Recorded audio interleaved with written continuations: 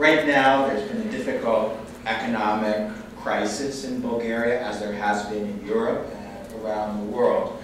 But I see Bulgaria emerging from this crisis, maybe not as quickly as some countries, but I do see Bulgaria emerging from that crisis, emerging stronger than ever, with a well-educated workforce, with a competitive tax system, with decent infrastructure, with largely English-speaking population.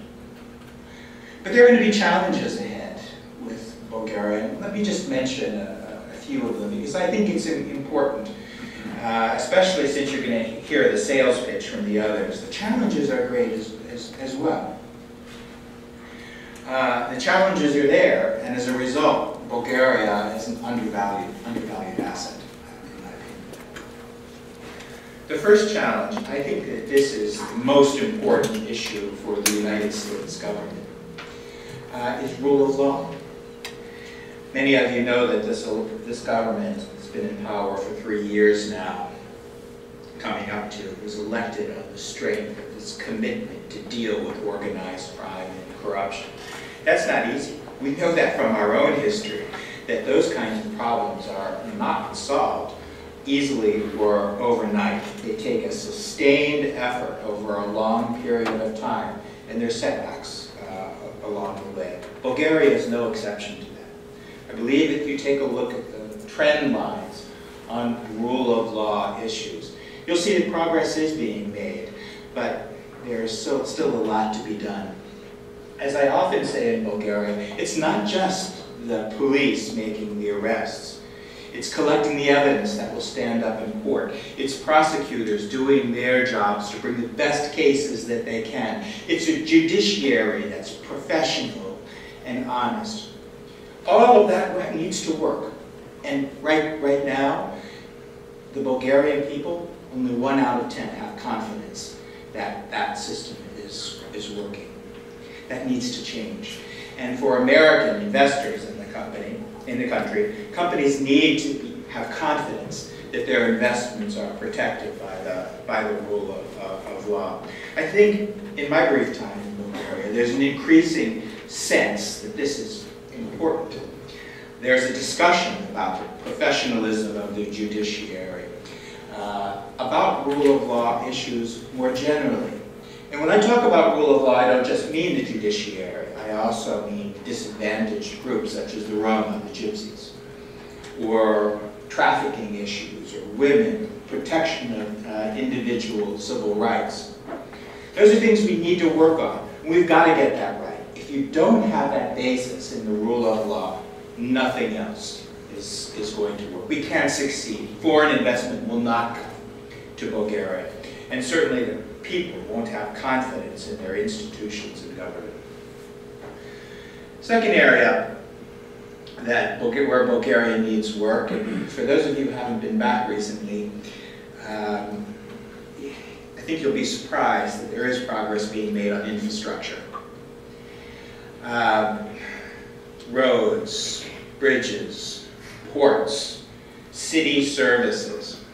As you'll hear shortly, this provides an opportunity for U.S. investors and exporters as cities around the country build new water treatment facilities, or the highways are completed north to south, east to west. But there's no question that this infrastructure dates back before the changes. It's rusting and dilapidated.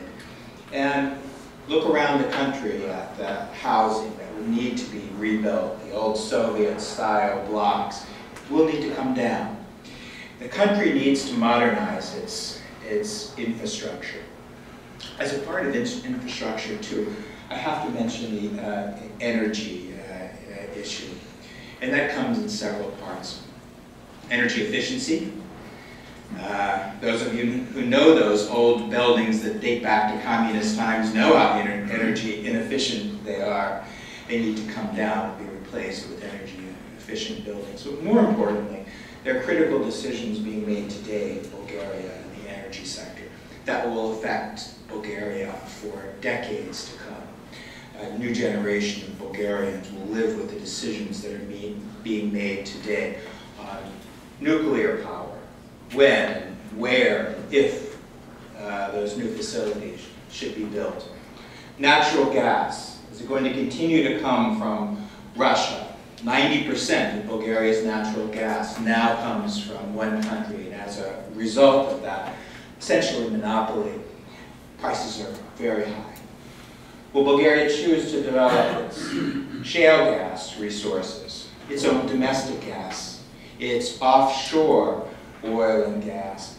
And will it be a leader for renewable and alternative energies? The decision time for all of that is now. I think if you come back to Bulgaria in 5 years, and certainly in 10 years, many of those decisions will already have been made.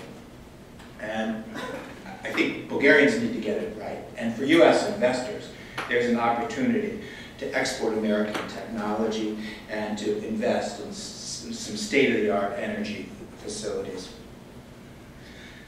Third area I would mention to you, in addition to infrastructure, is the development of people. Bulgaria has such a rich tradition of education, of engineering and math and sciences. A lot of that has eroded. Bulgarian universities, there are some fine universities, some fine professors, but many Bulgarians seek to leave the country for their higher education. I was at the American College of Sofia to meet with their graduating class, which is more than 100, and nearly every one of them are leaving Bulgaria to study elsewhere. That's not a bad thing. I think they'll come back to Bulgaria richer, with a greater perspective on Europe and the world. But in fact, if Bulgaria is going to be a leader in the region and in Europe, it has to invest in its people, and that includes education. I want to say one word briefly about US-Bulgarian relations. In our history together, they've never been better than they are today. This is a strong partnership on many fronts, and I don't see that changing. I don't see that changing with another government coming into power. I think that this reliable partnership will be sustained. At a military level, we're fought together in Iraq.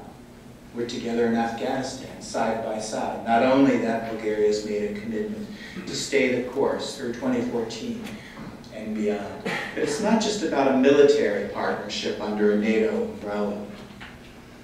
You might be surprised to know that last year, United States companies were the largest investor in Bulgaria. I mean, that came as a shock to me when I heard it, because I thought, no, it's Germany or France, or some people will even say, oh, it must be Russia. No, it's American companies, and American companies have confidence in the future, and American companies also realize that this is a strong partnership that will be sustained in the future. My last word is not about the political or economic relationship between the United States and Bulgaria. It's about something I talk about a lot in Bulgaria, and it's the people-to-people relationship. I often say that what we're doing with Bulgaria is we're weaving a tapestry. Tapestries, as you know, are not woven quickly. They're difficult to make, but in the end, they're beautiful and complicated.